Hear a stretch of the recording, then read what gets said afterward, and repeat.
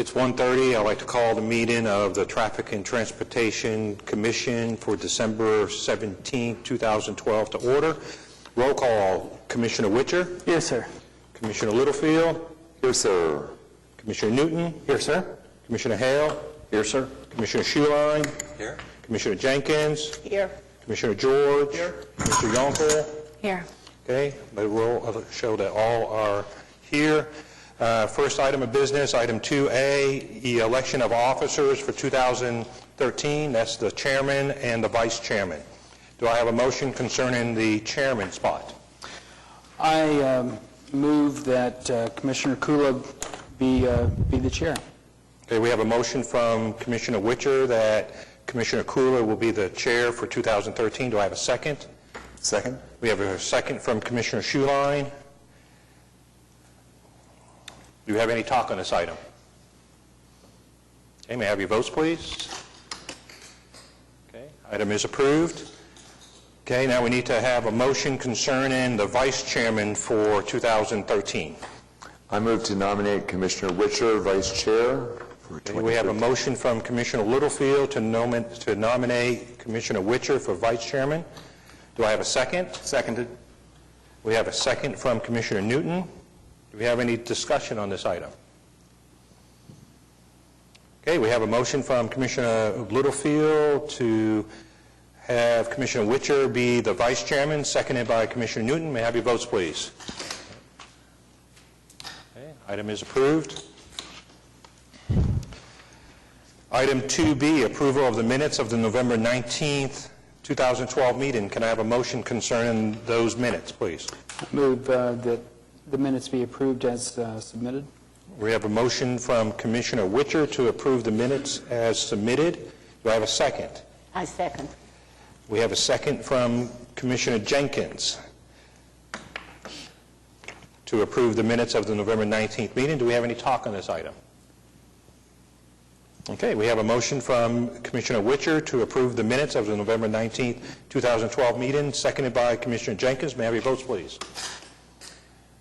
Item is approved with Commissioner Schuline not voting.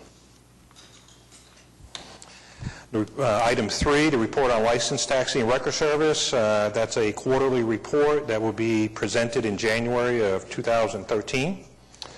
Next item is item 4, the consent docket. Do we have anybody that wishes to talk against item 4A in the consent docket? No, we do not. Do I have a motion concerning the consent docket? I'll move approval. We have a motion from Commissioner Witcher to approve the consent docket. Do I have a second? Second. We have a second from Commissioner Hale. Do we have any talk on the consent docket? Okay, we have a motion from Commissioner Witcher to approve item 4, the consent docket, seconded by Commissioner Hale. May I have your votes, please? Okay, item is approved.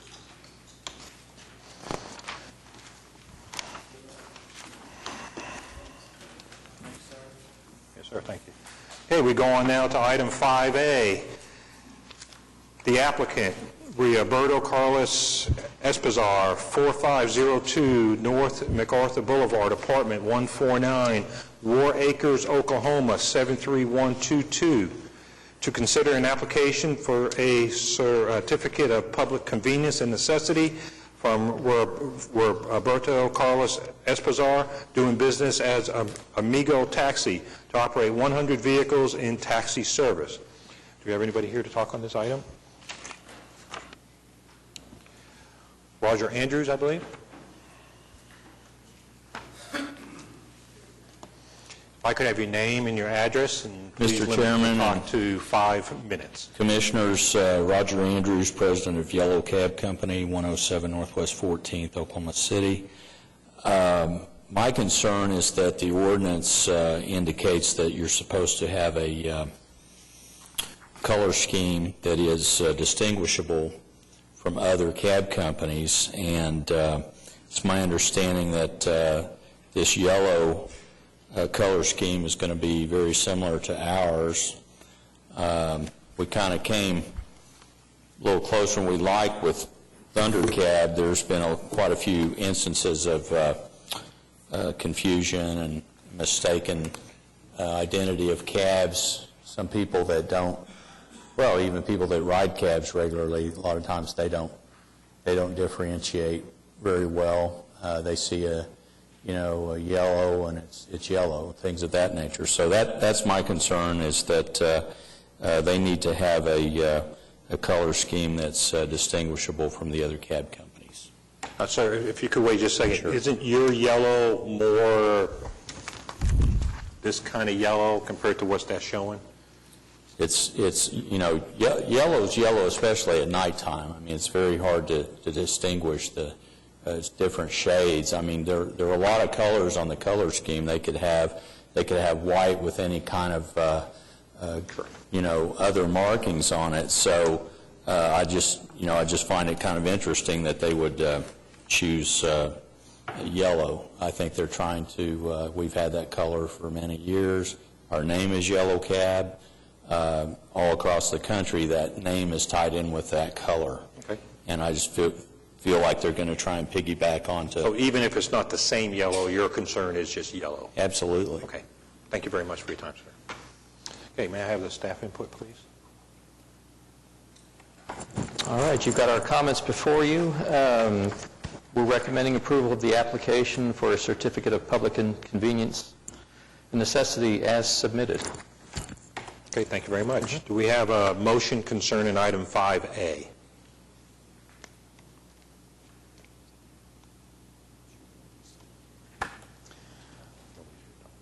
I will move approval so that we can get discussion going. Okay, we have a motion to approve from Commissioner Witcher. Do we have a second? And we have a second from Commissioner Littlefield. Okay, do we have any talk on this item? Is the applicant available here in the room today? Yeah, when you're done, could you fill out this form, please? And when you come up to the mic, please state your name, your address, and you have up to 5 minutes, but of course, answering It's questions. Roberto Carlos Esparza, 4205 North MacArthur. The only reason we're doing yellow is because we got our company back home in North Carolina. It's the same colors, but we got the green at the bottom. There's a lot of difference between Yellow Cab. That's why we did it green. So that's not, What was the reason for the yellow on top? because we got another company back home in North Carolina. It's called Migo Taxi. Okay. So that's the company I work for. So we're doing it here too, just to, make it Okay, hold on one our second. business. Well, that was the question I was going to ask, is why yellow? And then I guess a follow-up question is there some other option that, from a business perspective, would be some other color option that would be acceptable? Or Yeah, that's fine. I mean, I can work with that.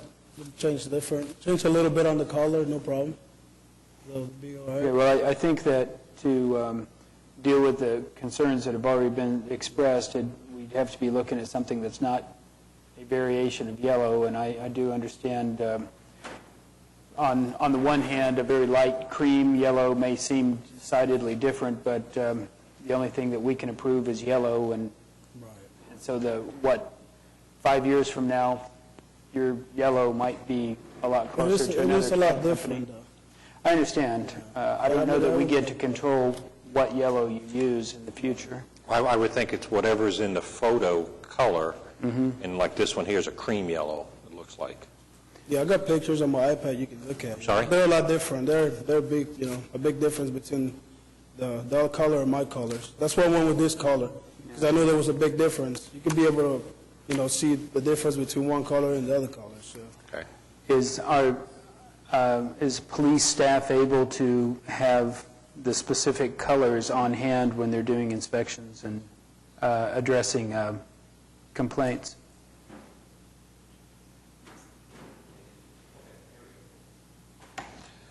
If we could, please make sure to state your name and your address. I'm Sergeant Mark McCaleb, the Vehicle for Hire Inspector for Oklahoma City. Are you asking if when we do the inspections, if we have... Right, the color scheme on hand that a particular taxi company is supposed to be operating with?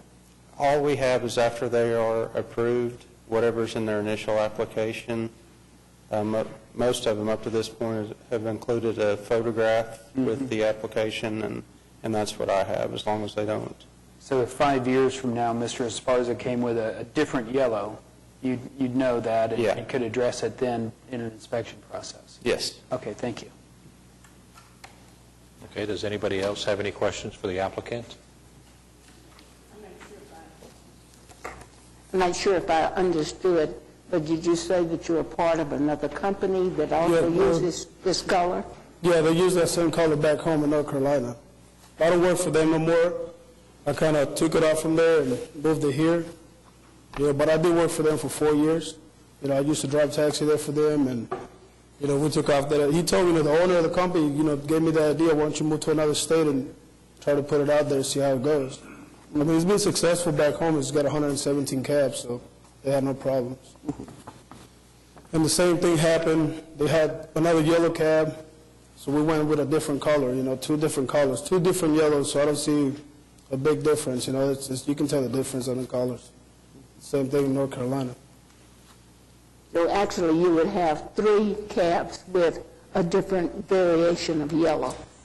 No, I will have all my cabs the same. No, I mean in Oklahoma City. Right. You would have 3 with variations of yellow.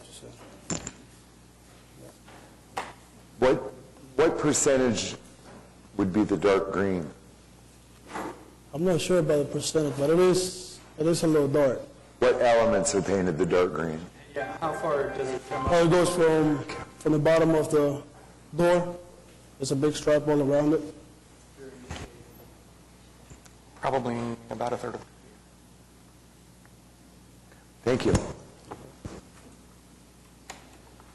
Okay, so at your other state, there was a concern with a yellow cab company. There was. So that's why they started with this color. Yeah, that's why we went with a different color from the Okay. other company. Just Okay. a shade darker or shade lighter, you know, either way. Right. But you can tell the difference. Okay, are there any other questions for the applicant? Well, I'm sorry if I need to go back but your business address, is that the apartment? No, I'm leasing an office. Okay, you've got an office? Yes. Okay, so the address on your application is an apartment, but you Yeah, have, for right now, but yeah, I'm doing the lease today on the office. okay, but you have a dispatch that operates per the requirements? Yeah. Yeah, I already talked to him. Well, and sir, just to make sure it's clear, one of the things that we talk to every cab applicant is talking about 24/7 operations, cover the whole city. Right? So Yep. when somebody calls at 3 in the morning, if there's a cab that's That's exactly how it's available, gonna be. off they go. Yes, sir, 24-hour service. Right. Yes, sir. And all the cabs will have radio operated. Radio operation, all Right. that stuff. Yes, sir. Okay? Any other questions for the applicant? And I know you want to come back up. Okay? All right. Sir? Roger Andrews again. It also looks like a AMC taxi, that from what the description is with the green bumpers and everything, they have a creamish yellow color with a green bumper. So we've got another infringement. And the other thing is, like, for instance, if one of our customers gets confused at a Walmart and they come out and they get in their cab by mistake, it's going to cost them more money. So they're going to have a higher rate than we have. So that's a concern too. Okay. Anybody have any input on the AMC color scheme? Anybody recall that? Ma'am? I guess when it comes down to discussion around it, and I'm just thinking out loud, if someone's asked to describe, say there's an issue with the cab ride, someone's asked to describe the cab, they're going to say light yellow or yellow and there was some green on it. They're not going to say, well, 30% of the cab was green. And at night, that green's going to look probably not green. It just seems to be a little murky because it seems to me the color scheme is there as an additional safeguard of description, clarity. I'm not sure that 3 that are different boxes on the color chart, but pretty close together. I'm not sure that it meets a clear description expectation. It's where I'm going, especially if there are now two with green and a variation of yellow. So I don't have a question. I'm just thinking out loud. I think we're inviting some confusion without a real clear color differentiation. Just to clear up what our determination has to be here, the ordinance requirement is whether the applicant has a unique color scheme and/or trademark and/or name different from any other motor vehicle for hire licensee, so that a reasonable person would not confuse the different licensees. So that's what we have to decide, if their color scheme or their name or their trademark is different enough from another company operating. That's what this body has to decide. All three of those things have to be different? No, Completely just different? And/or. And/or? So in this case, it does seem to me that Amigo, as presented, is a pretty substantial difference from any of the other taxi companies in the size and the font and the presence. One issue is the color. But if we feel like we have satisfied the unique identifier through the name, the trademark, then the other two can be murky. Oh, okay. According to the ordinance. Is that the correct? If this body feels that the name differentiates it enough from any other licensee, then that's sufficient Even under if the it's ordinance. the same color, say? So let's just say that somebody came in with the exact yellow of the yellow cab company, all yellow, exactly the same.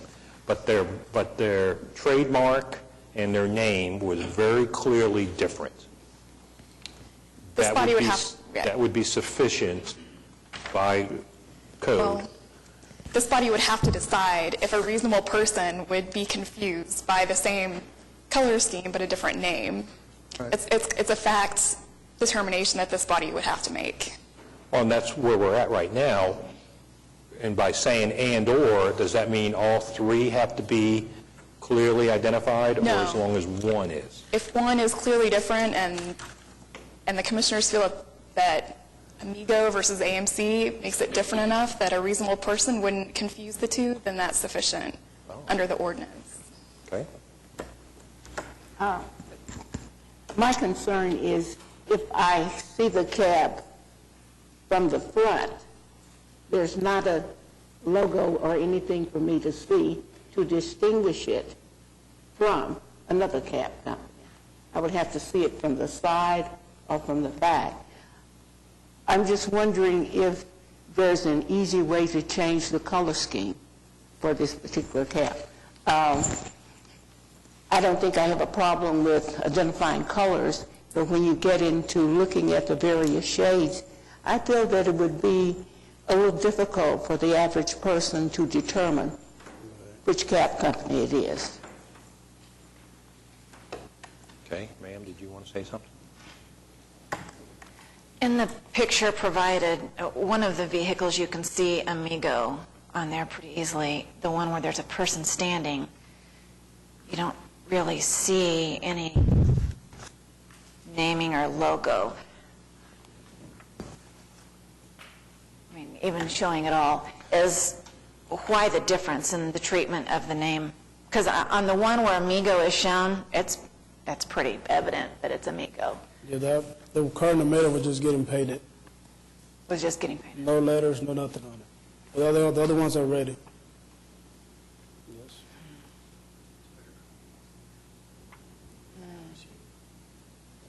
Yes. So are your vehicles already painted? How many are already painted like I got that? 5. How many? 5. 5. And do they all have Amigo? Amigo text, Loud big and letters, clear on the big side? letters, they got numbers on. I've got a question for staff, if I could. In what we have is black and white, in our, at least in mine, it's black and white pictures.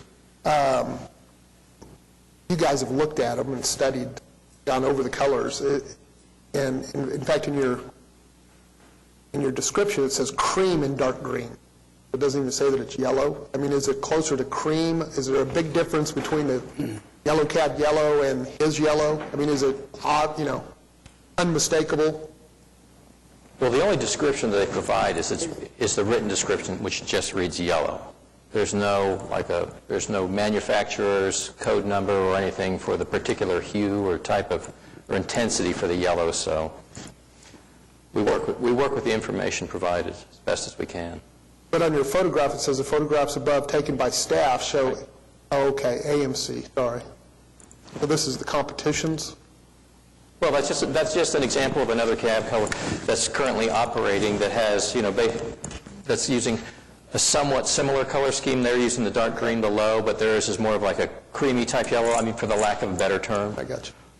Above, so this is almost like a blend between like some of the color scheme between yellow cab and then a little bit between AMC taxi. Yeah. Well, and if you look at this one photo that's up now, is the vehicle, the one on the right that shows two vehicles, is that one that's in front, one of the yellow cabs? Yes, it is. So there you can see the yellow cab, yellow, and the cream yellow. There you go, yep. So you can see it is a different yellow. It's more, when you put it up next to it, that one looks cream. I think the challenge for us then is maybe not necessarily so much between Amigo and Yellow Cab, but AMC and Amigo, because those are, it does appear that they're going to be pretty close to the Except same. that his has the green on the bottom, and AMC looks like AMC has the full- green bumpers. Well, has the green lettering. Oh, the bumper. Are the, Yeah, the bumper, but it's not the half the vehicle. Mhm. Okay. Any more talk on this item? Are there any other yellow cabs out there? Painted yellow besides Yellow Cab and AMC? Thunder Cab. Okay. Well, but Thunder has a lot of the black and the orange and the OSU orange, those Well, kind of things. Thunder Cab is a yellow and black scheme. Okay. Yeah, those are the shuttles. Okay, those are the that's right. Thunder has a yellow hood, I believe a black body with yellow lettering. So, Sarah, if it's determined, would it be hard to change that paint color, or would it be something you'd be willing to do, not do? What's your input to us? Or do you think it is different enough that it Yeah, should stand as is? I did talk to one of the AMC cabs, and we put the cars together, and I got his car right here. Talk a little bit about the business and stuff like that. His yellow is like a light, it looks more whitish than yellow. That's why when I put my cars to get them painted, that's why I went, because I did look at everybody's companies before I painted my cars, so I would be different from everybody else. But his color is like more like a whitish color. You can't see that it's yellow. It's like cream color. It's like a cream color. Mr. Esparza, I'm not speaking for the commission, just for myself. Right now, it seems like it may be difficult to differentiate, but it's not, we have the flexibility of not relying just on the color. And so to me, it seems like an option to have a distinctive logo or some graphic on the vehicle that's easily distinguishable from any other cab company would get us out of this problem. Yeah, I can work If that's something that you that'll might work. consider. No problem. Okay. Any other talk on this item? Okay, we have a motion from Commissioner Witcher, seconded by Commissioner Littlefield, to approve item 5A. May I have your votes, please? Item is approved. Okay? Thank you. Luck, sir. Yeah, we're good.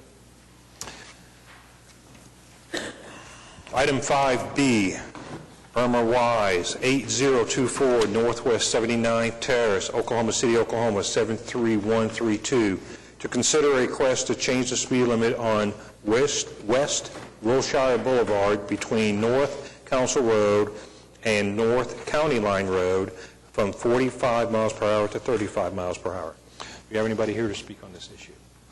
Ms. Wise?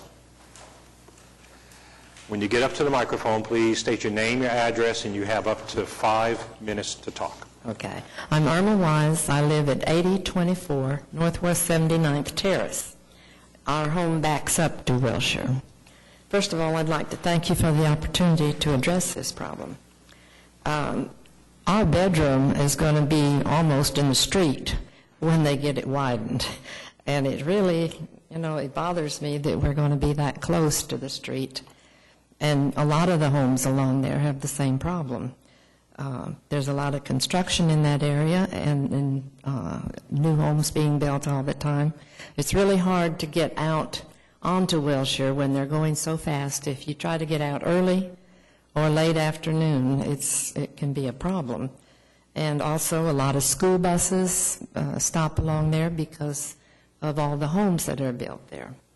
I noticed that it's only 35 from Rockwell to Northwest Expressway after they widened that part of Wilshire. And so I really do worry about the cars going so fast. And at 2 o'clock in the morning, you can hear them go in faster. But anyway, that's our problem. Okay. Thank you, ma'am. Staff, That's it. can we have your input, please? Okay, we've got all our comments fine. before you. The one thing that I'd like to bring up and discuss about this particular application is that the miles of Wilshire to the east and west of this are both posted at 45 right now. And so at this point in time, we're not going to advocate introducing a speed limit on a road that's 10 miles an hour less than the adjacent miles of the same roadway. So this may be an opportunity for you to look at, or for the applicant to maybe look at a broader scope for their application.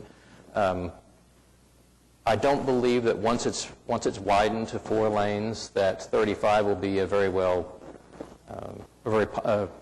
will probably present itself as an enforcement challenge, because most 4-lane arterials are not posted at a speed like that. They're typically more in the neighborhood of about 40 miles an hour. So at this point in time, we don't have cause to recommend the application as it stands before you, but it may be an opportunity to look at, it'd have to come back for review again, because you'd be looking at a broader scope, but it may be an opportunity to look at either considering the request on the face of what you've got before you, or maybe looking at like a broader scope reduction on Wilshire Boulevard. So at this point in time, the action's at the discretion of the commission. Okay, thank you. Do we have a motion concerning item 5B? I make a motion to not approve. Okay, we have a motion from Commissioner Witcher to not approve item 5B. Do I have a second? Second. We have a second from Commissioner Hale. Do we have any talk on this item?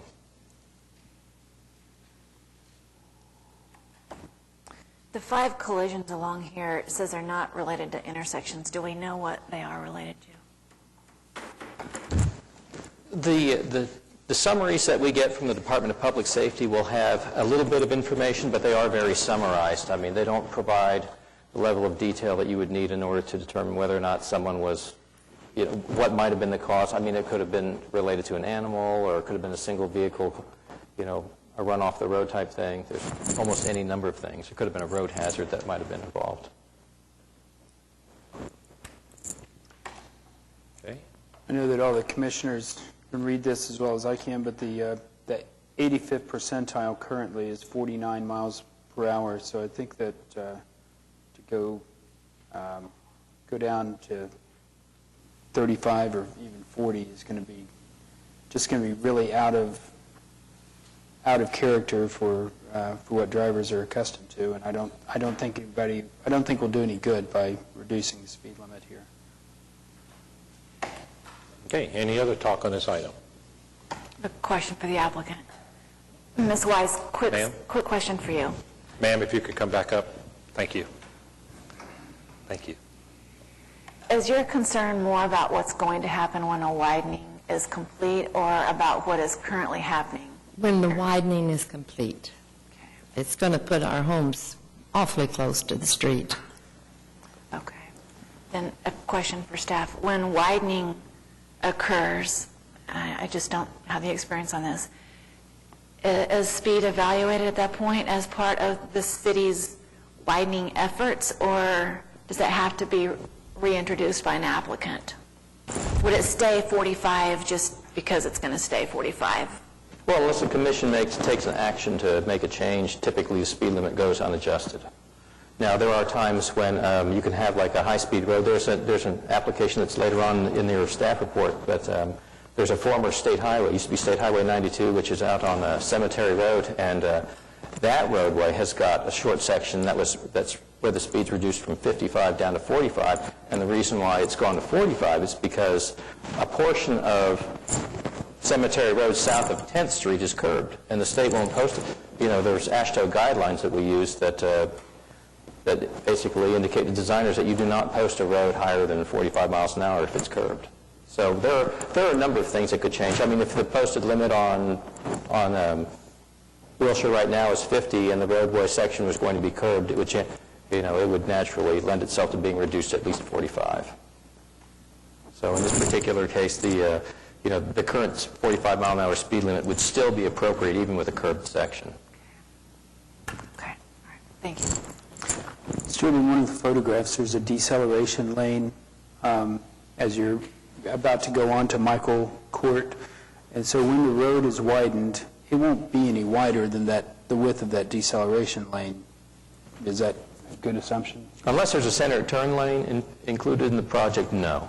Because typically when new subdivisions come in, they will, the intersections that they build when they tie on to, especially like a 2-lane arterial roadway, they will put their curb returns back at an offset from the center line, which their curb line would kind of match up with where the curb would be had that road been like a 4-lane section. Right.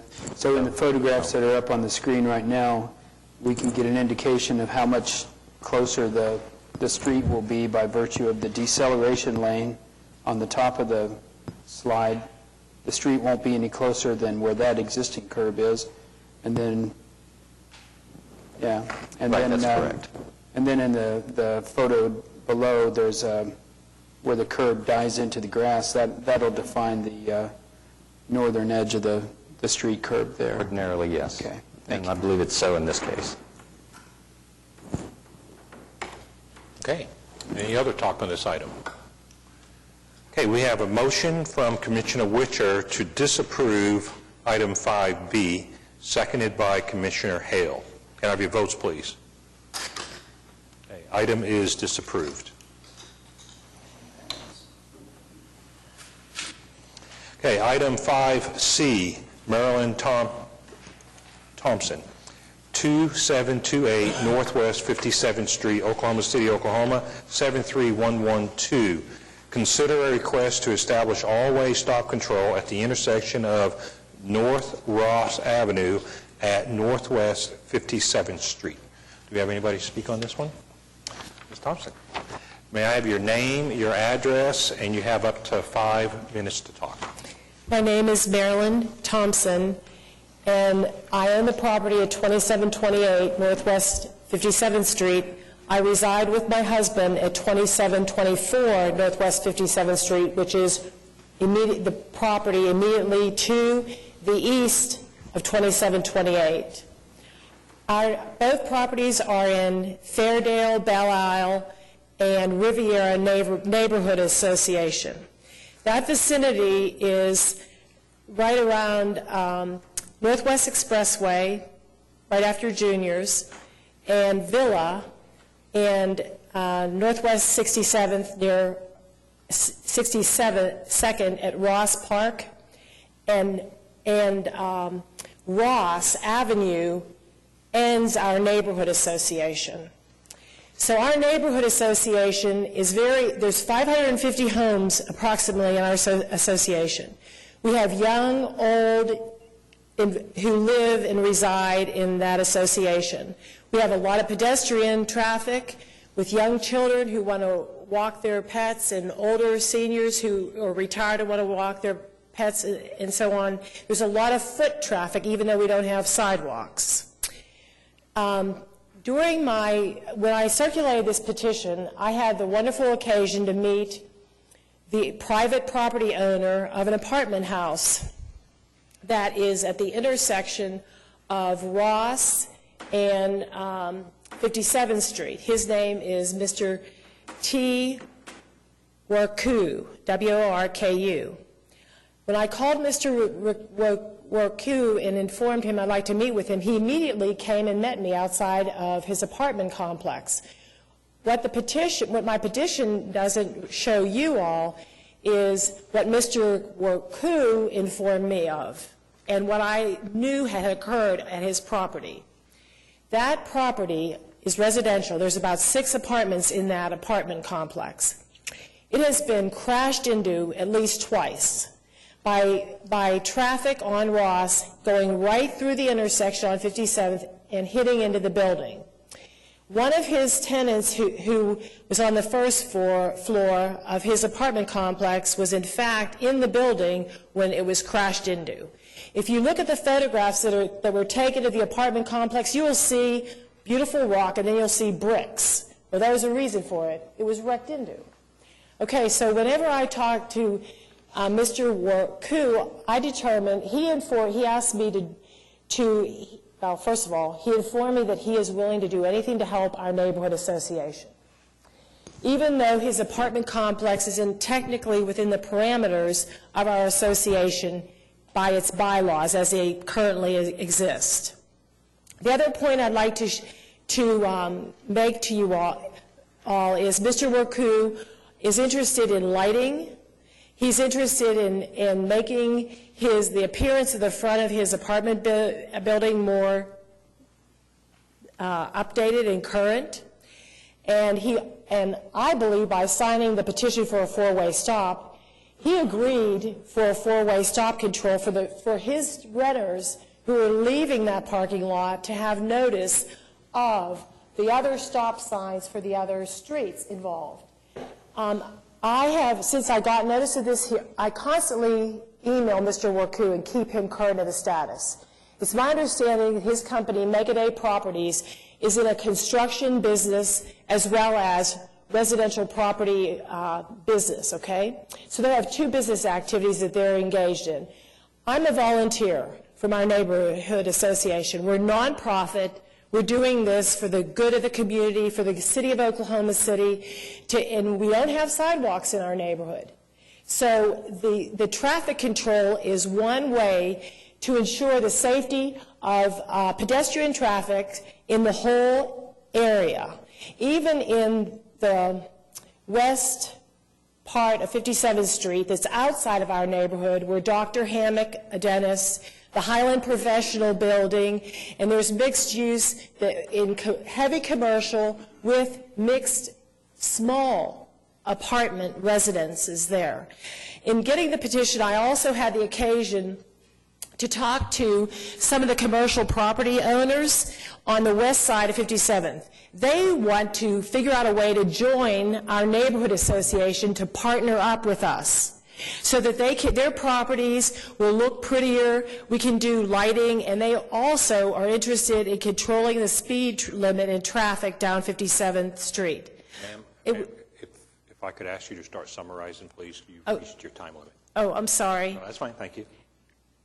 Oh, I looked at the ordinance. There are other criteria, and I think that in addition to what I've presented to you, these other criteria should be considered by the commission in voting on my petition. And I'm open for questions if you have any, or should they come up? Thank you. Thank you very much, ma'am. Sir, would you like to speak? Yes. Okay, make sure to fill out a green. Oh, can I do that after? Yeah, yes, please do it after. Okay, I apologize. Please state your name, your address, and you have up to 5 minutes to talk. Thank you, sir. My name is Jeremy Battle. I'm a resident on this street at 57th Street. Also, I live at 2701 Northwest 57th Street. That's on the corner of 57th and Miller. That's a block east of Ross, the intersection we're addressing. I'm co-street director with Marilyn, and she requested I come here and speak on the Neighborhood Association's behalf. serve as a volunteer. I'm just here to essentially make our community better. I'm 25 years old. I work at Chesapeake down the street. I moved here because it's close to work. It's great for me. The neighborhood kind of went through somewhat of a decline. I'd probably say in the late 80s or into the 90s. And since that time, the homes have been flipped and remodeled, and the area is up and coming. So there's quality people moving in, quality people that are good citizens. And in order to attract and bring more people and keep urban sprawl and people moving to Edmond and people my age doing that sort of thing, I think a stop sign at this intersection would be extremely beneficial to families and growth within our community. If you go to the west, there's a Best Buy, there's a Home Depot, there's all sorts of big box stores that create a lot of traffic.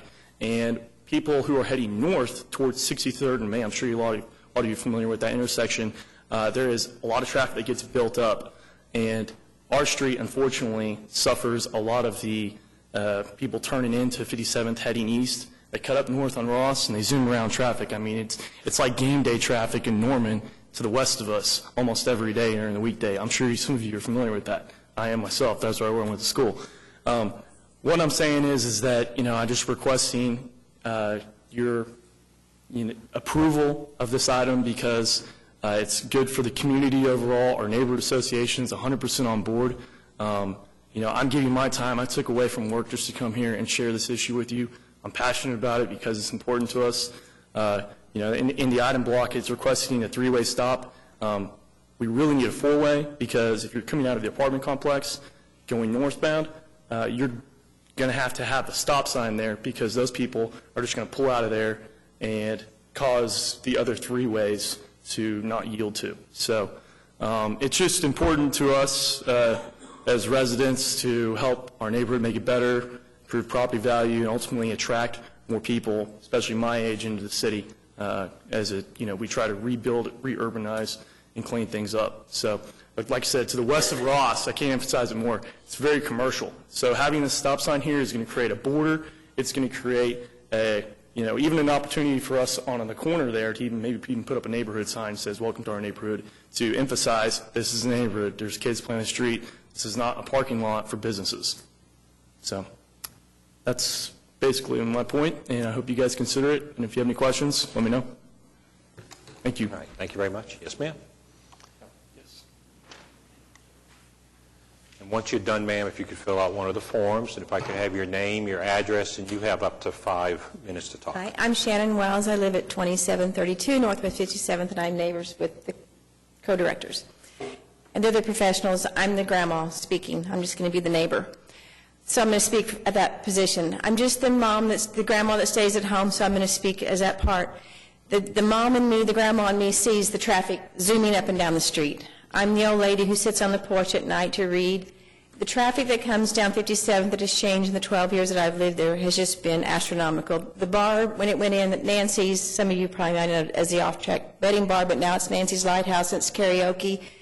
When people leave there, it's a through street. They leave that bar and it's just the speed that they go down. And during the day, it's a cut through, and people, if they don't want to go to the light, they come off of May Avenue, and it's the quickest way to get to Villa. The speed at which those people come up the street is just scares me.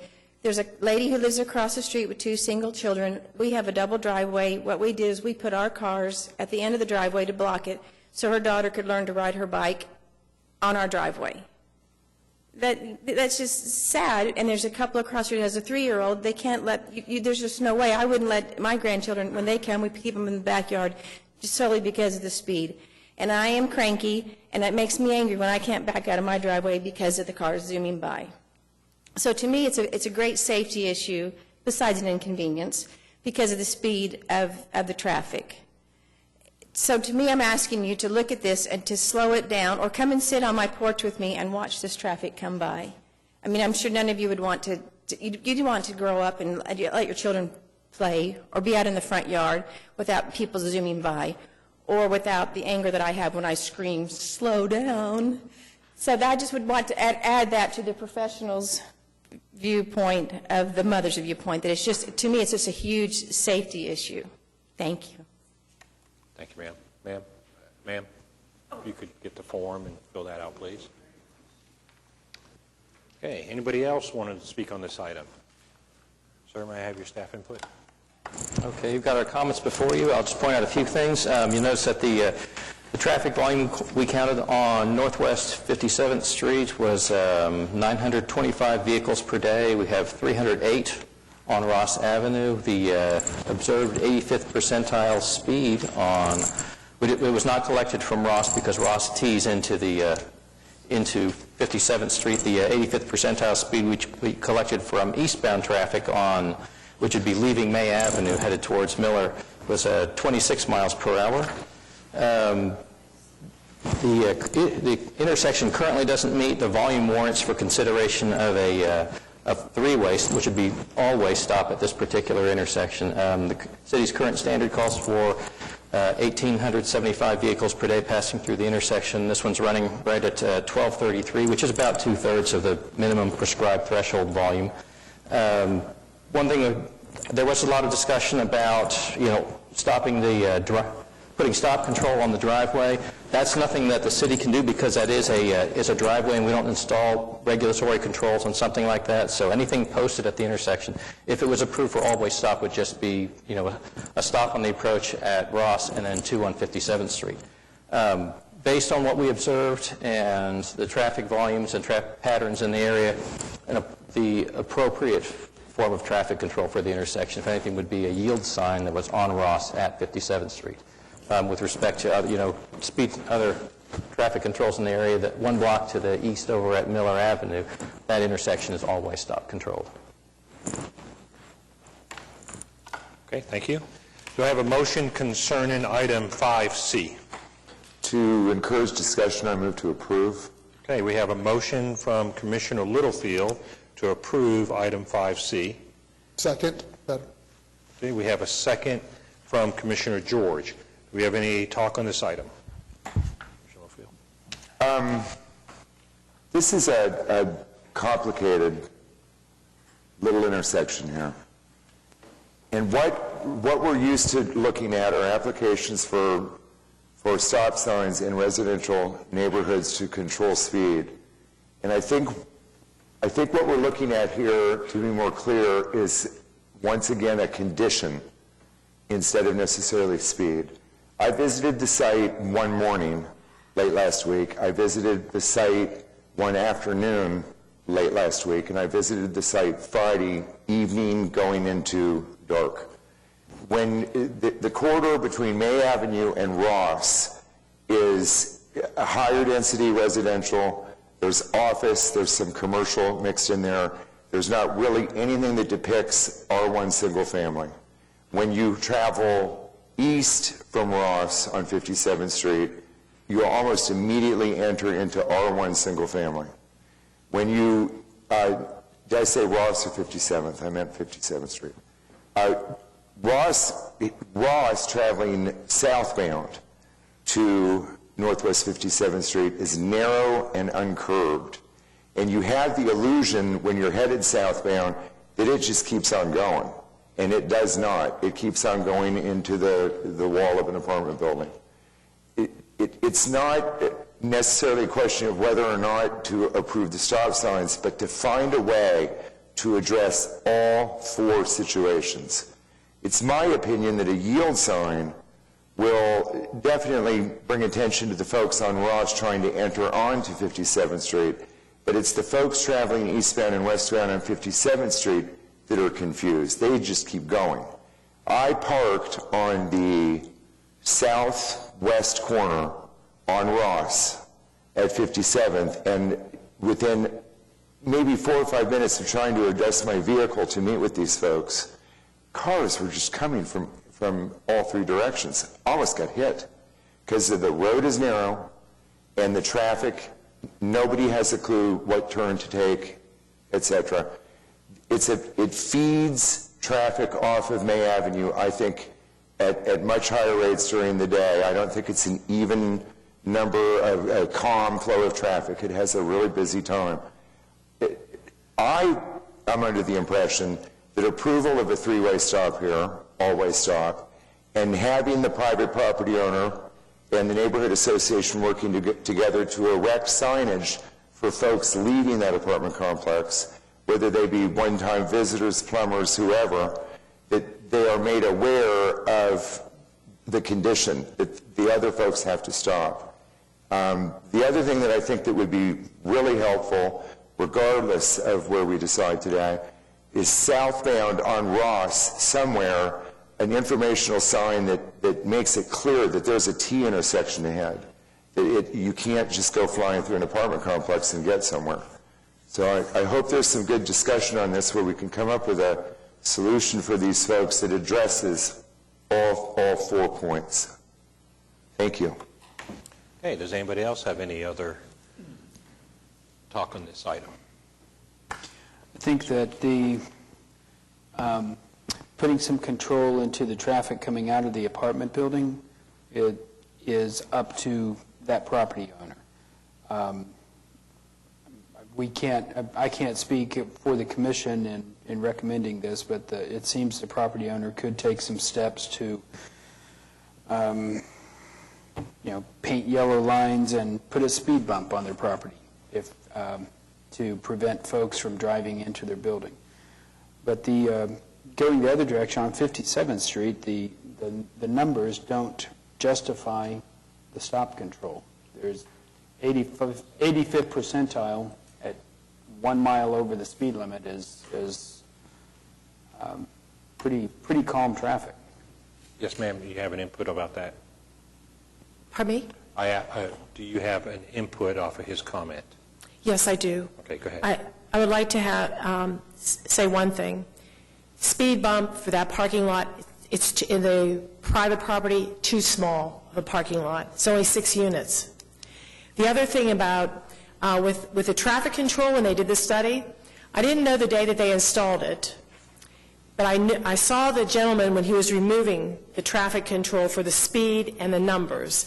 And afterwards, when he was out there, I went out to him and I said, "What are you doing? Are you installing this?" And he said, "No." And then he watched all the cars come down the street after he had lifted it up. And he said, "What is the speed limit here? It's 25 miles an hour, isn't it? They're not doing that." He observed that with me, and I'm like, welcome to the street. So when I talked to Secretary Chai, I said to him, when was this speed study done? Because we have never had any speed studies done on our street. And I also talked to Mr. Richard McCubbin, who also, when I was doing my petition, who gave me great guidance in getting together everything I needed.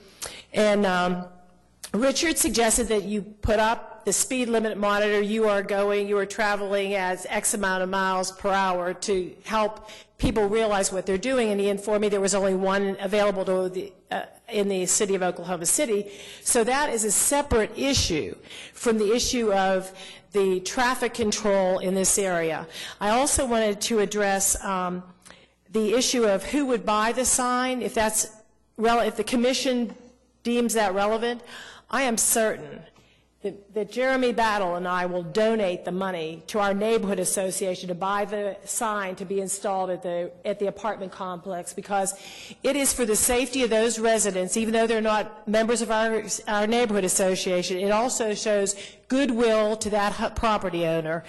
And I think that that's a good thing to do for that property owner. The other thing the property owner shared with me that I didn't have a chance to tell you before was his insurance rate for that small apartment unit went up. Right. And he was like, "I'll do anything.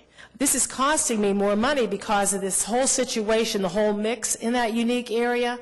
We know as a community that there are other avenues like law enforcement to ticket speeders, but this is something that's different from the speeding issue itself. So okay. I hope. Thank you very much, ma'am. Okay, any other comment? Well, I agree with Rob that a yield sign for southbound traffic on Ross seems warranted to define right-of-way at that intersection, or even a stop sign on Ross, but I don't, the all-way stop control doesn't seem warranted by the information. Stuart, do you have any comment about when and how the data was taken on speed? Yeah, our speed study was conducted November 27th and 28th, which is a Tuesday and a Wednesday. So that was when we gathered, the traffic volume and the speed information on Ross. So, Yeah. Let me just add, during the course of that study, there were, let me see, we had about 492 observations in the binned data, because the road tube collectors that we used will categorize data. They'll give you like a 1 through 35 mile an hour breakdown, then 36 through 40, 41 through 45. All the data collected was in the 1 through 35 range, and we didn't have, so there was no one over 35 in that. And we got, our 85th percentile speed is 26, and the computed average for that for 57th Street was 19 at the time of this study. So total number of hours that the data was being collected, it's likely to be 18 to... 24. 24? Okay.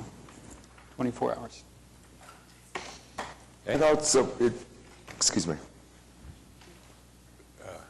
Sir, did you want to add just a little bit? Add to what you said about the minimum threshold count for the traffic on this issue. I would argue as a resident that we're at 1,233 vehicles total, 1875 is the minimum, is the recommendation, is that right? Okay, so we're 2/3 of the way there, and we've already had 2 wrecks in an apartment complex. I don't see 600 vehicles being the difference between a wreck or the minimum for a stop sign. I mean, if there's over 1,000 vehicles going that direction, and we did it you said for a 24-hour period, I mean, I'm just arguing, appealing to you as a resident, put yourself in my shoes. You have traffic coming east and west. It's heavy cutting over to Villa.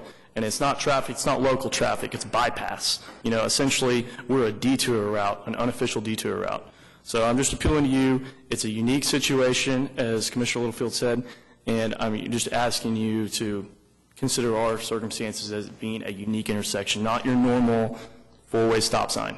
Very good. I think Thank that you. from a traffic control standpoint, stop signs are to establish a right-of-way. They don't control speed, and they don't control who comes down your street. They don't discourage people from coming down your street. In this case, I think they will encourage people to run stop signs. Okay. Sir, did you have an input? Can I ask Ms. Thompson to come back up, please? Got a couple questions. You have questions for you? Yes. Okay. Well, let's let him go ahead and press on with what he would like to do. Ms. Thompson, could you take the mic, please? In our conversation that we had the other day, you mentioned that this was a project that you were working on specifically for your neighborhood association, and that it was a project that the general membership of your neighborhood association is aware of and took seriously, and assigned I'm going to use the word committee chair for you to work this project. And also note to the commission that 100% of the required petitioners signed in favor. There was no objection to this petition. Am I correct on that? That's exactly right. They've been working on this goal for the whole year of 2012. They wanted me to do this during that year, and since we're all volunteers, we have 4 meetings a year. I report to my board, my officer, the executive committee, and the other street directors in our neighborhood, and they get the reports every meeting, every time we meet, and they get inundated with emails from me about this project. They call me the queen of emails for this this project in the Ross and 57th Street area that we're trying to work on improving. Okay, thank you very much. Ma'am, did you have an input real quick? Okay, hold on one second. Just come up to the mic. Sorry, I'm just curious because I'm the simple-minded one. When you took the count, was there a count on both sides going each way? Yes, when we do warrant studies for all-way stop control, we have to rely on the approach volume. So we would have had a counter on Ross, and we would have had a couple of counters on 57th Street. Okay, so going from Villa to May and May to Villa. Right. Okay, because the main traffic is from May to Villa. Okay, just wanted to check. Okay. Any other thought, ma'am? It seems like one thing that we also talk about occasionally is reasonable expectations and consistency within a a tight geography for the drivers. Will you put up the picture that shows the aerial and the stop sign activity? Let's see. Yeah, there's one more. Right, that one. I think folks in the area have a reasonable expectation for stop signs. I mean, there's more intersections here than not that have some sort of stop control to probably establish priority. I don't know why they're there, but they earned the right to have these stop signs.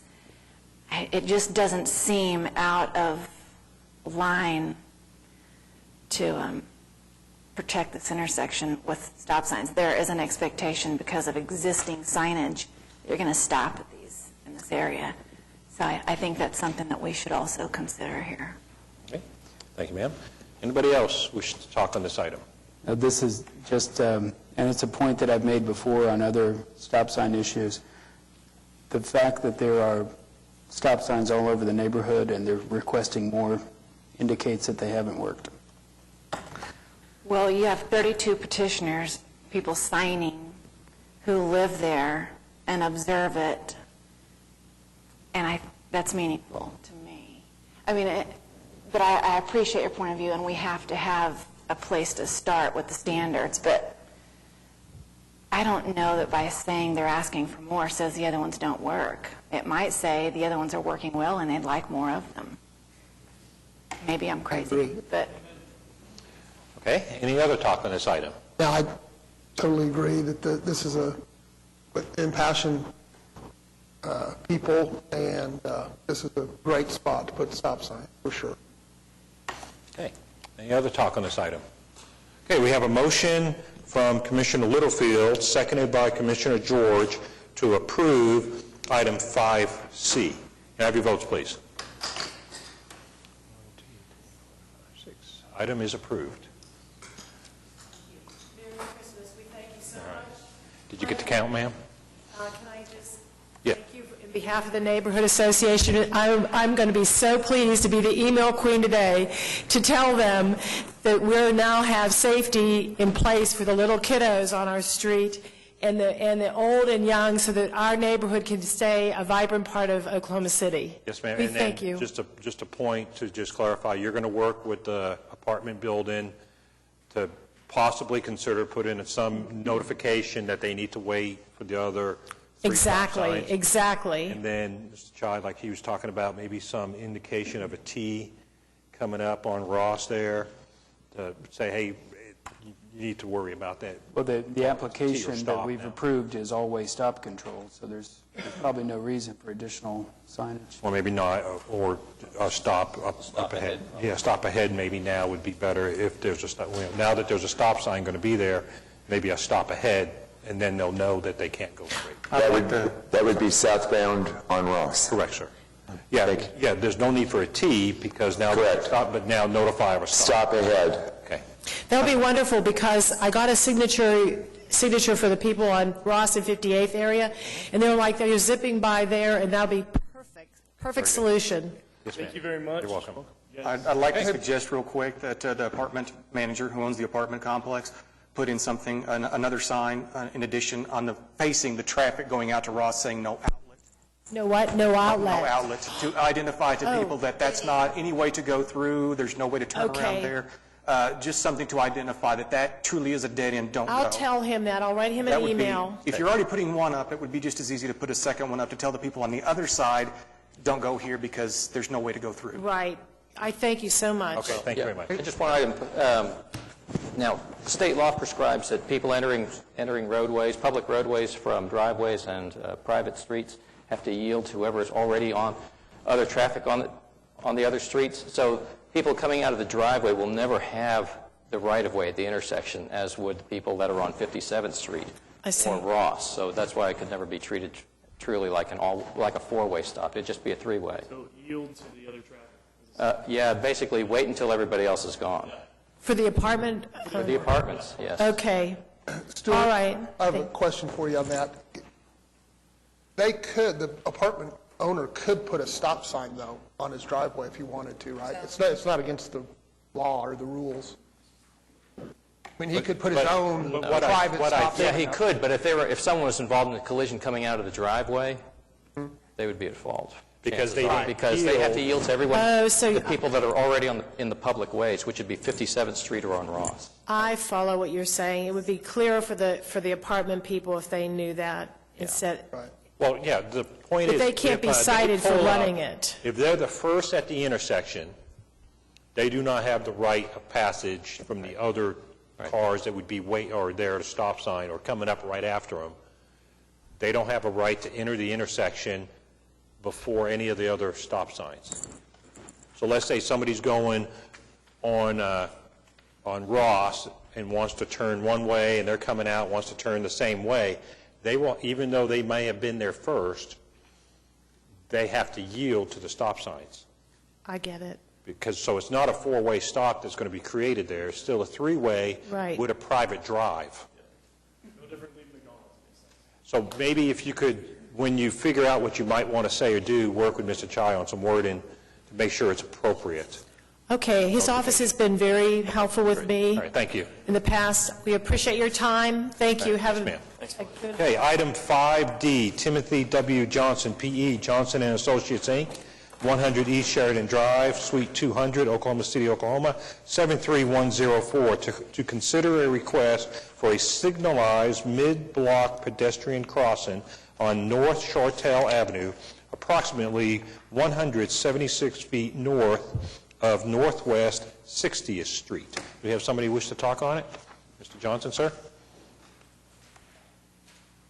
Please state your name, your address, and you have up to 5 minutes to talk. Thank you. Good afternoon. Tim Johnson with Johnson & Associates representing the property owners.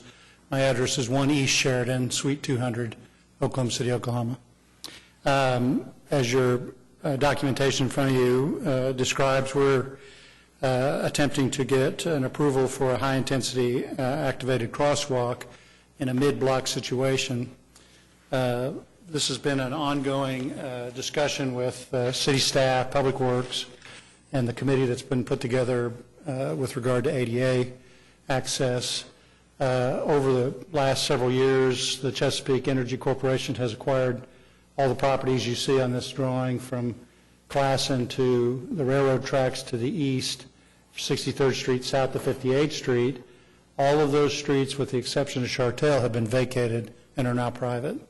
So this is a campus setting now, and really the issue became meeting the ADA requirements across the campus. So we came back with this map that is a designated route for ADA accessibility, and we chose to put it mid-block because of the developing the child centers here already. There's a potential new parking garage that would go here in the future. We think this will be a better location for a crosswalk as opposed to a signal at the intersection. We've already installed a new signal at 63rd Street. We've designed a roundabout at 59th Street, and ultimately Shortell will be improved all the way to I-44 frontage road as 4-lane. All of this is being paid for with Chesapeake funds, but this is our main spine north and south from Grand North to 63rd, and we wanted to make sure that we didn't restrict the outflow or inflow of traffic by too many signals or stop signs. So this Hawk light obviously is activated by pedestrian access. We believe that that would be the safest location for it and the most traffic friendly in that location. Very good, sir. Be happy to answer any of your questions. Thank you very much for your time. Sir, can I have staff input, please? Okay, you've got all our comments before you. As Mr. Johnson mentioned, it's referred to this particular style of traffic control at this proposed mid-block pedestrian crossing is now known as a pedestrian hybrid beacon. However, it was originally developed out and came out of Arizona, where it was called a HAWK, which stood for High Intensity Activated Crosswalk. The light itself at the proposed location is something that remains dark until it gets a push-button activation, in which case it's got 2 yellow lights on it and then a red red below that, and the yellow will start flashing, they go solid, and the red comes up and it halts traffic. The manual and uniform traffic control devices actually does have new standards for use when evaluating a situation like this. However, the area is under so much construction right now that it's impossible to collect any traffic data. It's indicated by Mr. Johnson that if approved, this will be incorporated into the privately funded project that Chesapeake is building on Chartel Avenue, which is a reconstruction of a 2-lane road into a 4-lane divided roadway. So action on this matter will be at the discretion of the commission. All right, thank you very much. Do we have a motion concerning item 5D? I move to approve the motion. We have a motion to approve item 5D from Commissioner Littlefield. Do I have a second? I second. We have a second from Commissioner Jenkins. Do we have any talk on this item? Tim, I just wanted to clarify. So you said Chartel, it's currently public and it'll always be public even with the 4-lane? Yes. Even with the modifications. And did you mention what you expect to be on the undeveloped site that's on the east side of Chartel at the crosswalk? Right now, it's being planned to be another garage. Another parking garage. So logistically, is it, I mean, I'm sure it'd be a lot more expensive, but logistically, is it useful to consider pedestrian crosswalk over? There has been some discussion of that. Okay. But since the plan for the garage is projected the next 4 to 5 years, the at-grade crossing is suitable now. But also, this ties in with your ADA movement. Accessible route, that's correct. From going from one end of the campus to the other. Yes. Okay, very good. Anybody else want to talk on this? Yeah, Tim, did you say that Chesapeake's going to pay for the whole thing, pay for the Yes. lights and everything? Yes. Is that something that the city installs and then Chesapeake writes the city a check for it, or how does that work? No, in this case, the plans have been designed by our office, submitted for approval, and they'll be constructed under the private paving development plans and then dedicated to the city. Gotcha. Thank you. Thank you for doing that. Maintenance for the crosswalk and the lights and everything, is that become the responsibility of the city? It will, yes. So it's the same kind of concept of some builder building a whole neighborhood, builds the whole neighborhood, city goes out, certifies that everything's right, and then the city accepts the road. Correct. Same kind of concept. Okay, very good. Any other talk on this item? Okay, we have a motion from Commissioner Littlefield, seconded by Commissioner Jenkins, to approve item 5D. Can I have your votes, please? Item is approved with one abstain. Okay?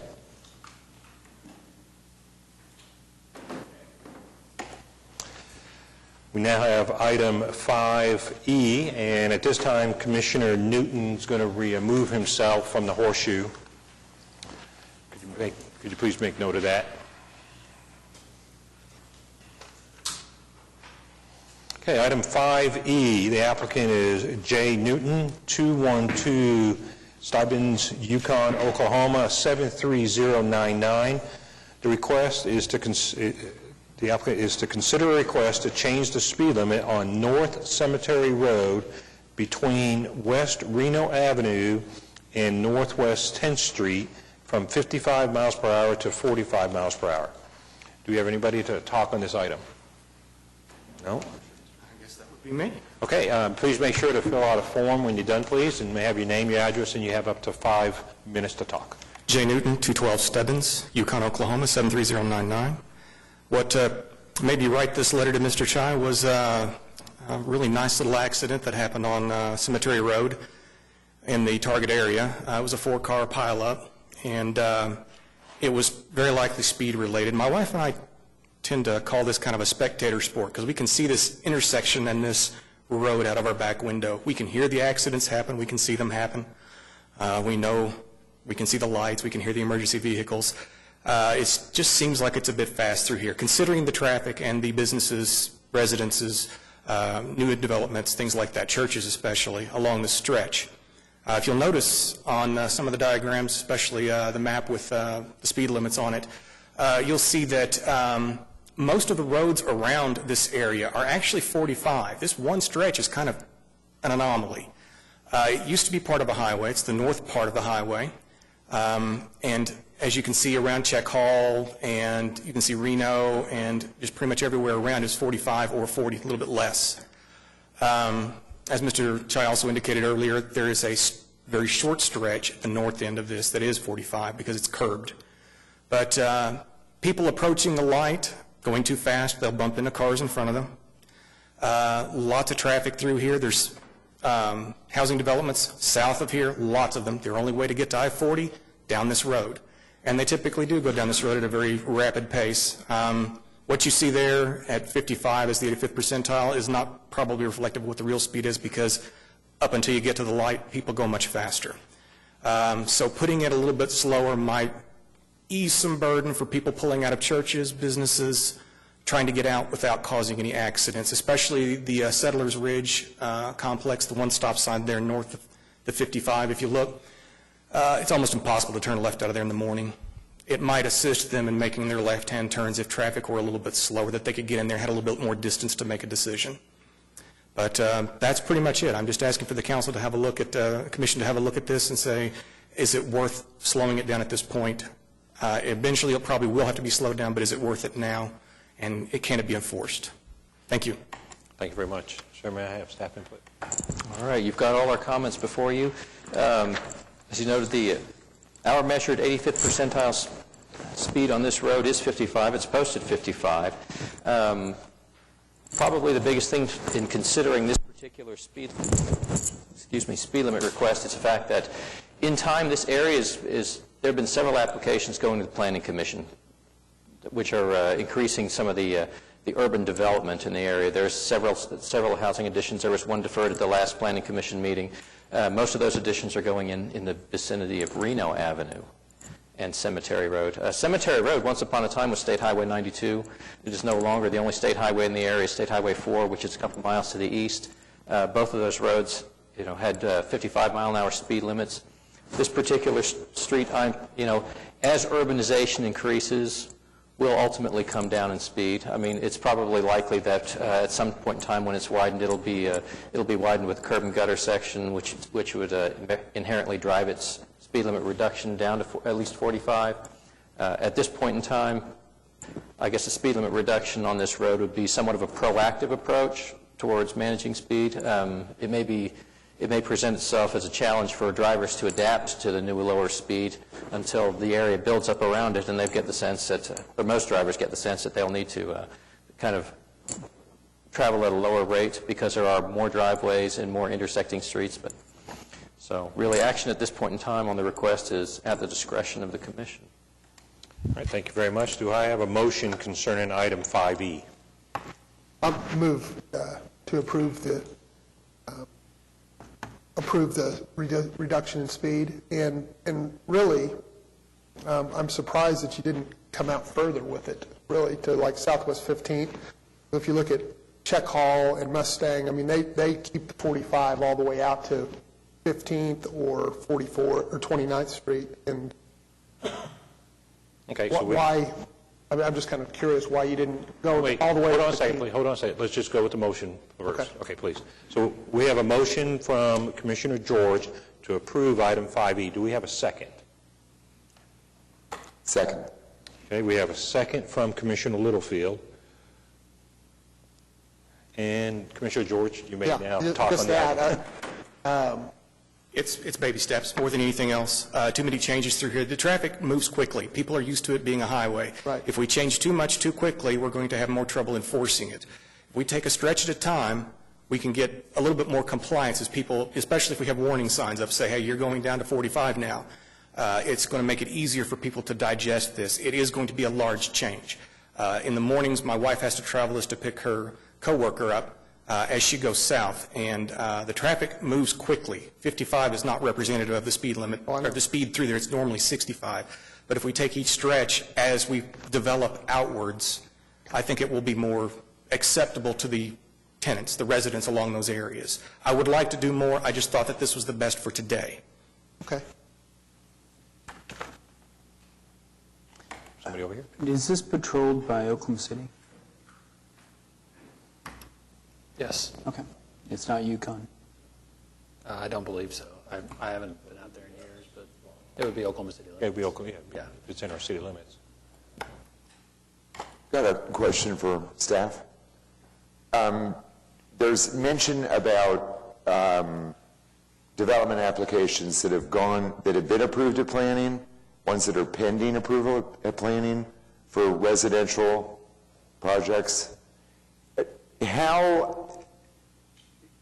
I need an explanation of those kinds of developments and how the traffic study policy works with the Planning Commission. It would seem to me that in those applications for those residential projects, this would be a criteria where where the applicant for those projects would have been required to have submitted a traffic study to the Planning Commission. Am I off base on that, misinformed, or? No, you're correct, and actually, we happen to have a resident transportation planner. Randy, would you like to take an opportunity and curious how that works? Bring up a few points on the Please make sure to traffic state your impact name study. and your job. And I'll do so. Randy Yance from the Transportation Planning Department. Stuart mentioned one that was recently postponed. That is, in fact, one of the reasons why it was postponed is because the traffic study did indicate some issues. I'm having trouble remembering the exact details, but it was at Cemetery Road and Reno Avenue, the intersection. So while the traffic studies don't necessarily form a solution, they do indicate a problem to Planning Commission as they start to review new applications for residential, for whatever out there. So let's hope. Yeah. Well, also, sir, out in my area, there was a new housing area went in, like at that kind of corner, and because of sight distance of a hill, the Planning Commission required them to create a left turn lane into the housing area because of sight distance, not able to meet the 45-mile-an-hour speed limits of that area. Once they put their entrance to the housing area at that point, it wasn't proper sight distance, so to allow that left turn,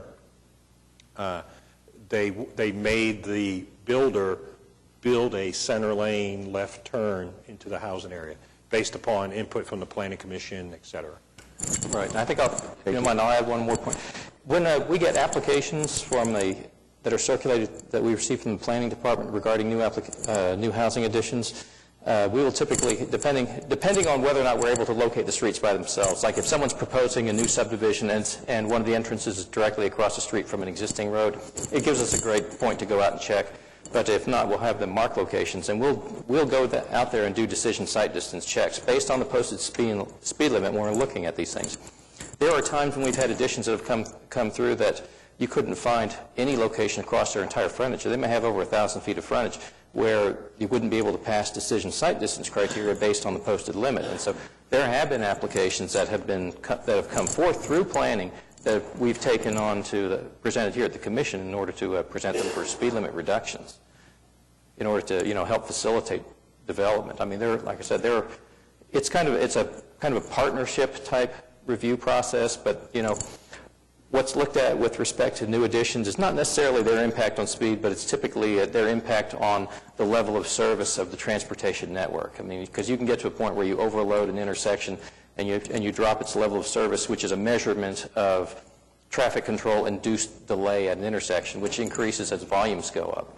So, it's very much a partnership between the city and developers in recognizing the needs of an area and basically the needs of even future residents when it comes to land development. Because, we're all kind of in this together as far as making sure that we maintain enough infrastructure to support the development that comes up. So it's possible that Commissioner George's concern of that, it's County Line Road, I don't have it right in front of me, south of Reno, could self-resolve itself as some of these developments move forward with regard to lowering the speed limit there?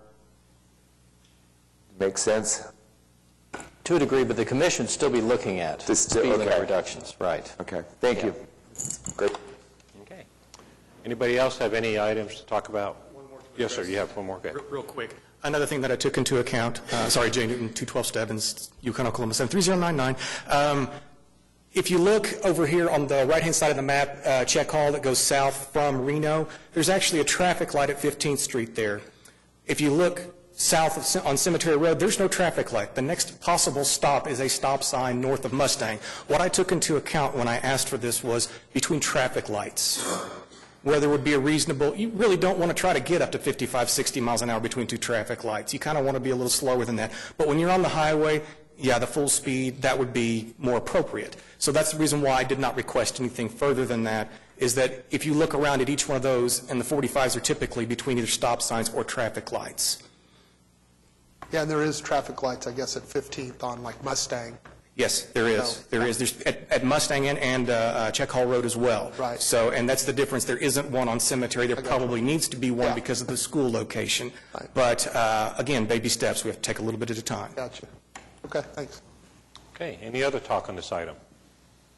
Okay, we have a motion from Commissioner George, seconded by Commissioner Littlefield, to approve item 5E. May I have your votes, please?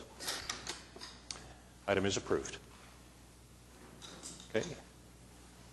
Please let the record show that Commissioner Newton has returned to the horseshoe. A quick, Ma'am? just an information I'd like on that. When speeds are reduced, is there additional like education signage that goes up with it that, or do we just change speed limits and they figure it out? Well, the manual on uniform traffic control devices does have a plaque which was recently added, and basically it says new over top of that, can be posted over top of them. And by and large, that's probably what we would do. In the particular case of Cemetery Road, as you're northbound on Cemetery Road approaching 10th Street, there's a speed zone ahead warning sign. We'll probably take that and relocate it further to the south, so people that are coming up, northbound, coming out of places, out of Oklahoma City and out of Mustang, it'll be an advisory to them that, the next mile ahead is going to have a reduced speed limit, since it is going from what had been a highway speed to more of an arterial roadway speed. Okay. Item 5F, Carol Kincaid, Lake Ridge Homeowners Association, P.O. Box 892334, Oklahoma City, Oklahoma 73189. Consider request to, 1, change the speed limit on South May Avenue between Southwest 104th Street and Southwest 119th Street from 45 miles per hour to 40 miles per hour, and 2, change the speed limit on Southwest 104th Street between South May Avenue and Interstate Highway 44, I-44, from 45 miles per hour to 40 miles per hour. We have no one here to speak on it. Staff input, please. Ms. Kincaid contacted me last week and has requested this item be struck from the agenda. She's going to be restructuring an application which will probably seek a speed limit reduction on much longer stretches of South May Avenue and Southwest 104th Street. Okay, thank you. May I have a motion concerning item 5F, please? Which would be Move to strike the item from the agenda. Okay, we have a motion from Commissioner Witcher to strike item 5F from the agenda. May I have a second, please? We have a second from Commissioner Jenkins. Do we have any talk on this item? Okay, we have a motion to strike from the agenda item 5F. Motion from Commissioner Witcher, seconded by Commissioner Jenkins. May I have your votes, please? The item is struck. Okay?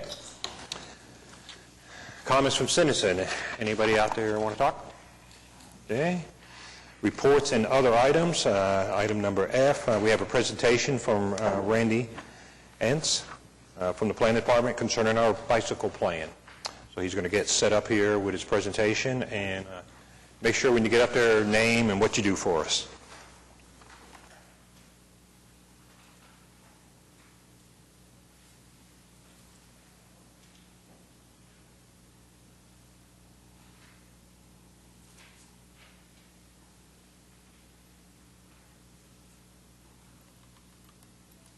It works. Hi, I'm Randy Entz with the Planning Department. I'm the Transportation Planner. I'm here today to give you a quick update on the Oklahoma City Bicycle Plan. A quick background, I know there's a lot of new faces on the commission, so I wanted to let you know where we've been. In March of 2008, this body recommended adoption to City Council And then City Council did indeed do that in April 29th of 2008. Some other changes have occurred that needed to happen so we could implement the plan. One of them was a new bicycle ordinance that was approved in May of 2001. And then this body once again approved the bicycle routes in August of 2011.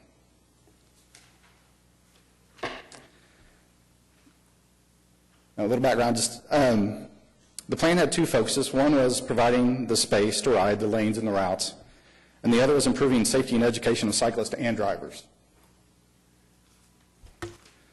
This map is kind of an overview of places to ride. We'll get into each in a little more detail, but the green lines represent the bike routes, the blue lines represent bike lanes in the bike plan. I also included brown lines, which are the trails. They kind of show a complete system of bicycle facilities, so you can see that. As far as bike routes, the plan included 220 miles of bike routes all across the city. Now, these are shared use facilities where bikes and cars use the same travel lines. It's meant to offer a greater level of safety and awareness to cyclists and drivers. The routes offer connections to downtown and to other parks and other destinations throughout the city. To date, 75 miles have been installed.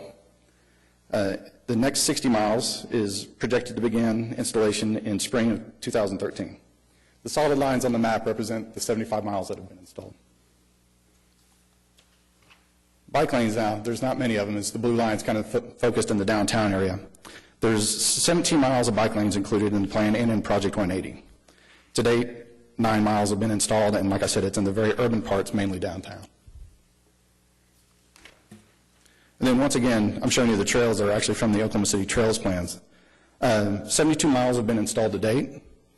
59 miles of of trails are planned, and that will begin in earnest in 2013 with the MAPS trail construction. There's also GO bond money being used to construct those trails. We'll have a total roughly of about 131 miles of trails in the city. On the safety and education side, we're getting very close to launching our webpage, which is dedicated to this. It's we call it the Same Road, Same Rules website. We're trying to indicate to people that drivers and cyclists that you're both obligated to mind the same traffic rules. Everybody is treated the same. And it really is supposed to show how motorists and cyclists should interact. It's got a description of the signage and markings, and it's got a specific section for cycling downtown. It's the urban nature of the area presents unique opportunities for vehicles and cyclists to interact. I apologize for the heavy text, and I don't intend to read all this to you, so don't worry. But I wanted to give you a flavor of the webpage because it's going to set the tone for future public education that we do. This section is aimed at informing motorists, and essentially what it says is to appreciate the bicyclist's vulnerability. In an accident, the cyclist always loses. Know the cyclist's rights. Cyclists are supposed to follow the same rules that automobiles do. Give a bicycle at least 3 feet when passing. It's not only safer, it's the law. Be mindful at intersections. Intersections are the places where most accidents happen. No cyclist can move fast. Drivers often misjudge the speed of oncoming cyclists, especially at intersections and when making a left turn. If you have any doubt, use the same caution you would from a motor vehicle. Look before exiting the car. Especially in urban areas, there's a lot of accidents where motorists parallel parked and open the door into a pathway of a cyclist. And remember, the cyclist is a person, and we're all just trying to get home safely or to work safely or our destination. Then for the cyclist, first and foremost is follow the law. You have the same rights and duties as drivers do. You should obey all signals and stop signs and ride with traffic. Be predictable. Drivers are used to certain patterns of other drivers. You should try to mimic those and act as though you're driving a car. Give yourself some space. You have the legal right to the road and take the full lane when needed. Stay away from car doors and don't be squeezed into situations you can't get out of. Be conspicuous. Ride where the drivers can see you. Wear bright clothing. Use lights and reflectors, especially at night. The think ahead. Anticipate what drivers, pedestrians, and other cyclists will do next. Be ready. Make sure your bike is in good working order. Have a lot of problems with chains popping off and then accidents occurring. Wear a helmet. It's the single most effective device able to reduce a head injury.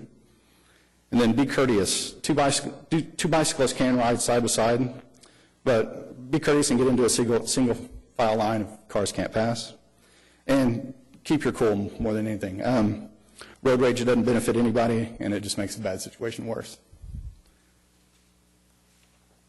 And then for cycling downtown, we've added a lot of new facilities and a new bike share program. We thought it was beneficial to have a section on safe cycling downtown. It includes ride in the street, leave the sidewalk for the pedestrians. Ride is a part of traffic. Cyclists may be the faster vehicle downtown because traffic tends to move a little slower. Doesn't mean you should weave in and out of cars. Act as a vehicle does. Avoid car doors, ride at least 4 feet away from cars to avoid the door swing area. And use bike racks. Using trees, light poles, signs don't always make everybody happy, and they can get in the way of pedestrians, and there's plenty of bike racks downtown. There's other information on the website, which includes an explanation of different signs of pavement markings, the sharrows that you're seeing, the bicycle may use full lane signs that you're seeing. There's a map of the routes that's included. It's a Google map, so you can upload it to your smartphone. It has links to bicycle ordinances, the Oklahoma Driver's Manual, and other safety tips from the American League of Cyclists. And it has the location of the racks downtown. There's 90 racks in downtown in 36 different locations. A next step is we're going to be, to further develop the education campaign, we're working with our Public Information and Marketing Department to put out a request for proposals. It will develop new public education themes, media materials, creative ideas, campaigns, branding, advertising, things of that nature. I also wanted to note that before we started installing this first round of bicycle routes, we did put out a media release, and we had pretty good coverage of that. We had stories in the Oklahoman, the Gazette, and the Journal Record.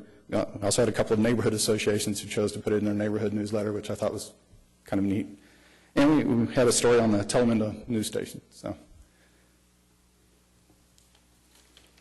think with that, I'd be happy to answer any questions about where we're at with the bike plan and its implementation.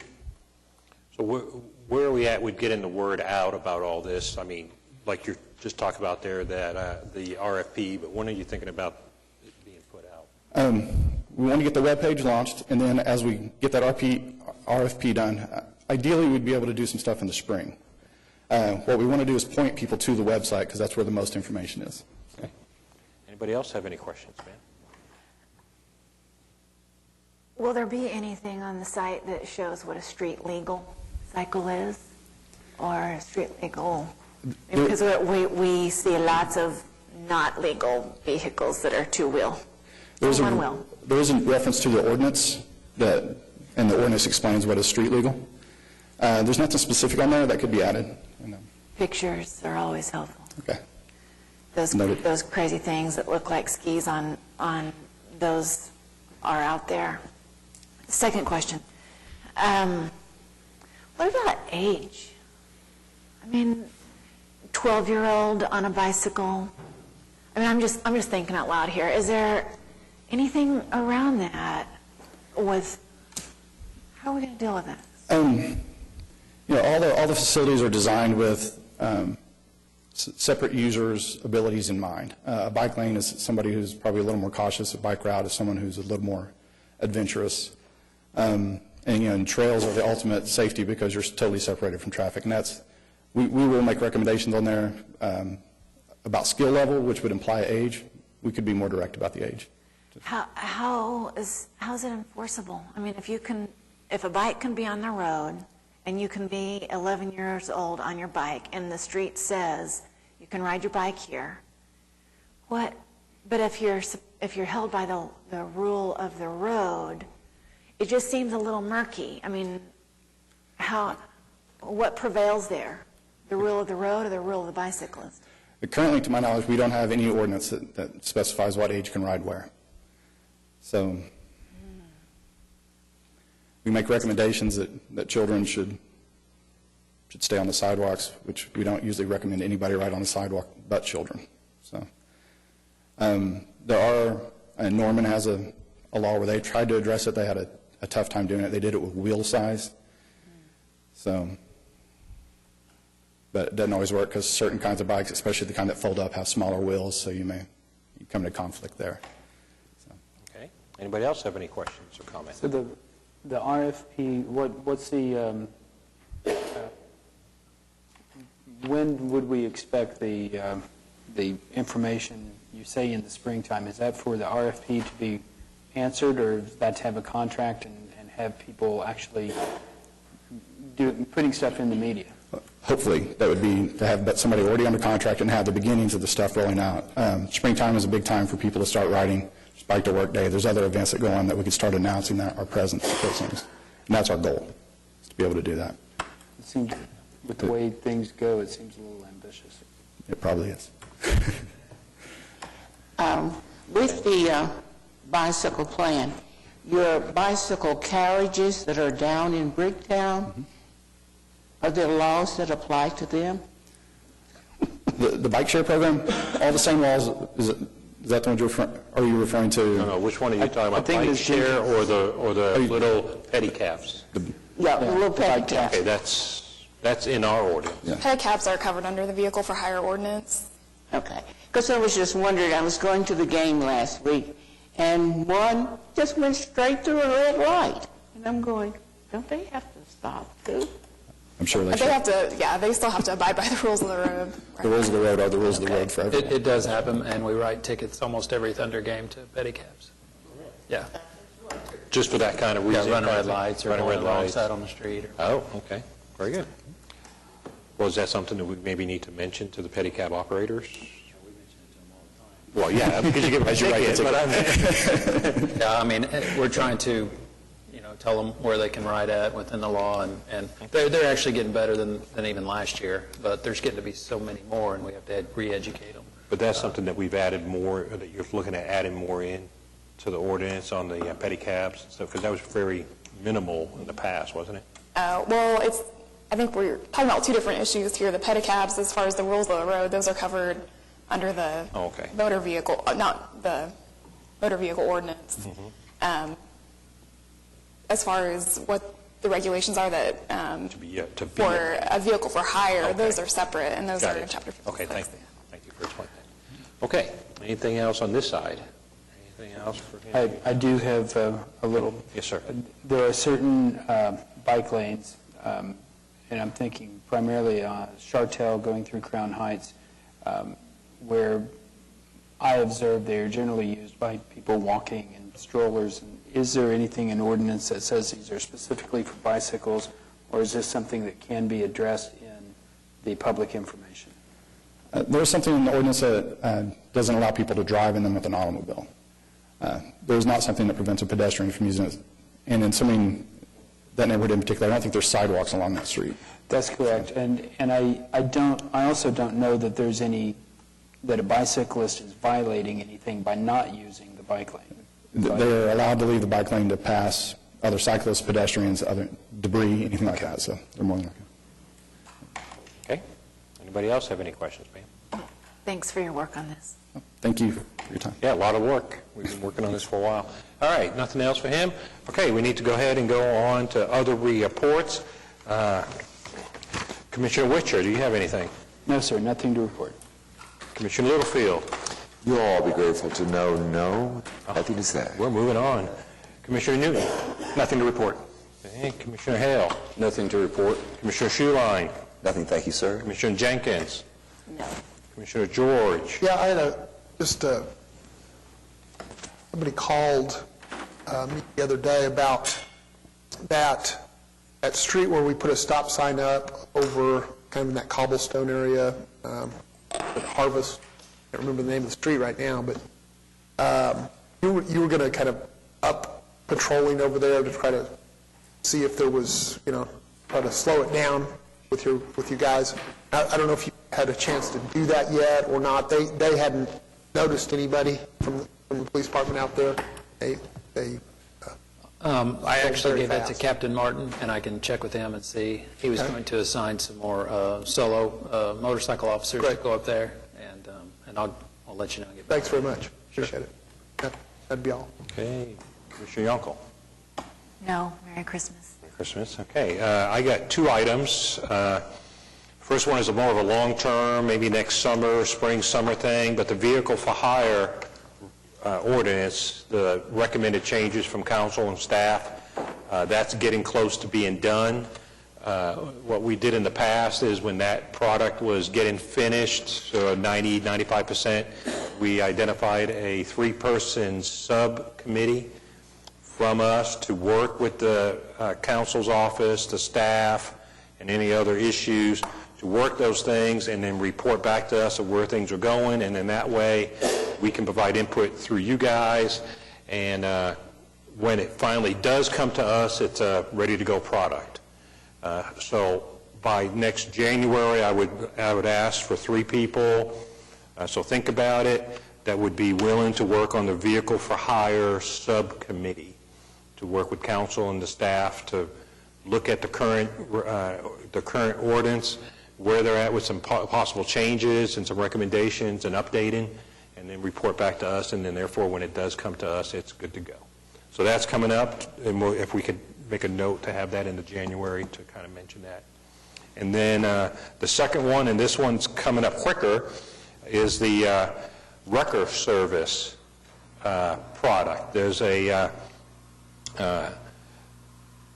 every 5 years, we write a contract. So it's for a 1-year contract with 4-year rider. Every year you do a rider.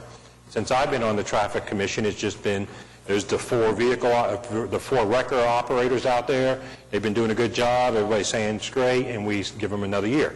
Well, we're coming up to the end of that 5-year process. So the councilor's office is getting ready to put out a RFP, request for proposal, to the 4 zones of the city, and to get input from wrecker companies that want to be part of this. And the way it works is when there's a vehicle that needs to be towed, the law enforcement calls them and says, here you go, take it, and off it goes. And in the contract is how the money works and how all that works and all that kind of thing. And then when the person wants the vehicle, they go get it. And that's all explained in that request for proposal and the contract. So in January, we will have to identify for sure 3 people who want to work on that subcommittee, because this contract ends like in April, May. So this will be a little bit quicker one. And what you would be doing on this subcommittee is working with the council's office and the staff to look at the information received from the wrecker services, who they are, what they want, and all that kind of thing. Look at what we need and make a recommendation to the commission when it's time on who's going to be for each of the 4 zones. If one wrecker company is the only one that puts in, he could get all 4 zones. If there was 10 wrecker companies, you could give 1 to each. I mean, however we do it, that all will come out in the process.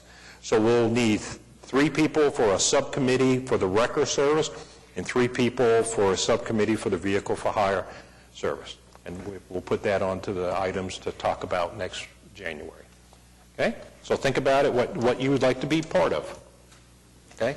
In fact, if you could, refresh my memory, not right now, but next time, isn't there one on subcommittee on school zone guards? Isn't that something that, if I remember, there was one years ago? At one point in time there was, but there's no municipal code citation that involves the Traffic Commission with respect to filling school crossing guard positions, so that is now a matter that's handled entirely over at the police department. Okay, so there are no other further subcommittees that we have current from the Traffic Commission that you're aware of? That's correct. I mean, subcommittees can be created for special come up and then they come down. But we don't have any stand-in subcommittees. Not currently, no. Okay, that's fine. Just want to make sure. Okay. Council, anything? Sir? Thank you. Sir? On page 2 of section 7, you'll see the litany of locations where we have gone out at the request of neighborhood associations and had yield signs installed in the residential area. Right, this is where we've allowed them to install yield signs. And he just makes the report and explains where they all went up at. Okay?